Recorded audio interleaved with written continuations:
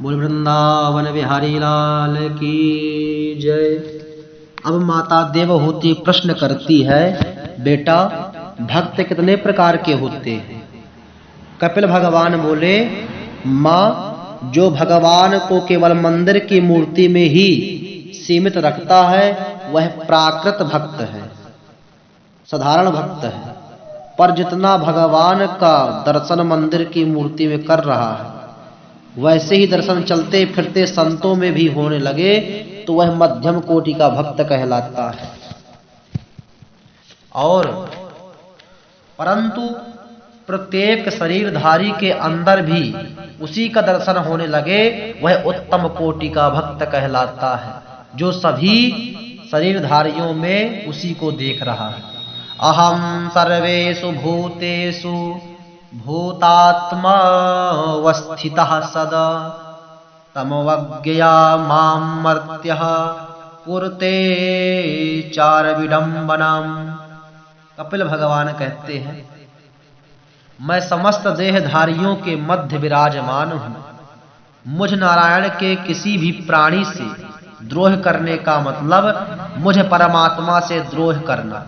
मैं प्रत्येक मनुष्य के शरीर में व्याप्त हूँ।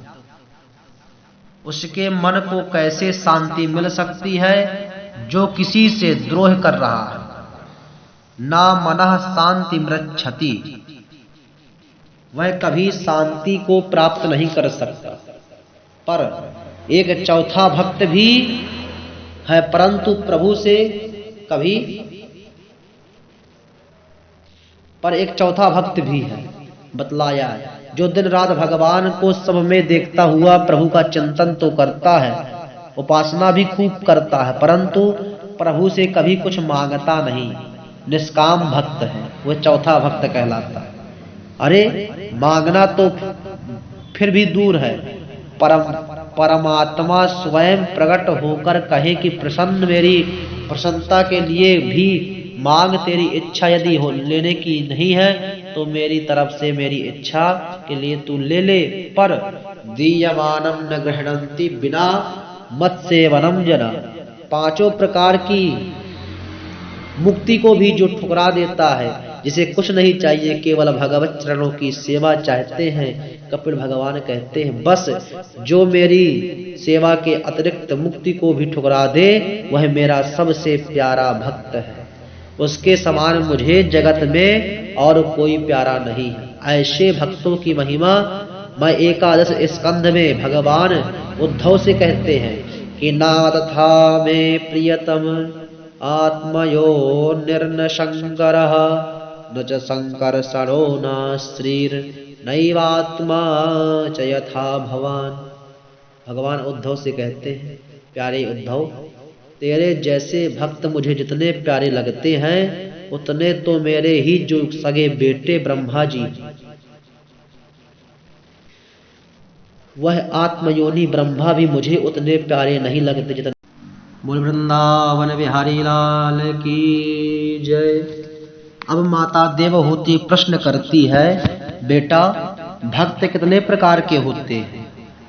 कपिल भगवान बोले, माँ जो भगवान को केवल मंदिर की मूर्ति में ही सीमित रखता है वह प्राकृत भक्त है, साधारण भक्त है। पर जितना भगवान का दर्शन मंदिर की मूर्ति में कर रहा है वैसे ही दर्शन चलते फिरते संतों में भी होने लगे तो वह मध्यम कोटि का भक्त कहलाता है। और परंतु प्रत्येक शरीरधारी के अंदर भी उसी का दर्शन होने लगे वह उत्तम कोटि का भक्त कहलाता है, जो सभी शरीरधारियों में उसी को देख रहा है। अहम सर्वेषु भूतेषु भूतात्मा वस्थितः सदा तमवज्ञया मां मर्त्यः कुरुते चार विडम्बनाम। कपिल भगवान कहते हैं, मैं समस्त देहधारियों के मध्य विराजमान हूँ। मुझ नारायण के किसी भी प्राणी से द्रोह करने का मतलब मुझ परमात्मा से द्रोह करना। मैं प्रत्येक मनुष्य के शरीर में व्याप्त हूँ। उसके मन को कैसे शांति मिल सकती है जो किसी से द्रोह कर रहा है। ना मनः शांति मृच्छति, वह कभी शांति को प्राप्त नहीं कर सकता।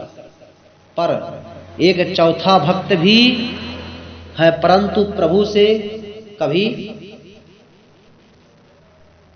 पर एक चौथा भक्त भी है, बतलाया है, जो दिन रात भगवान को सब में देखता हुआ प्रभु का चिंतन तो करता है, उपासना भी खूब करता है, परंतु प्रभु से कभी कुछ मांगता नहीं, निष्काम भक्त है, वह चौथा भक्त कहलाता है। अरे मांगना तो फिर भी दूर है, परमात्मा स्वयं प्रकट होकर कहे कि प्रसन्न मेरी प्रसन्नता के लिए भी मांग, तेरी इच्छा यदि हो लेने की नहीं है तो मेरी तरफ से मेरी इच्छा के लिए तू ले ले, पर दीयमानम न गृह्णन्ति बिना मत सेवनम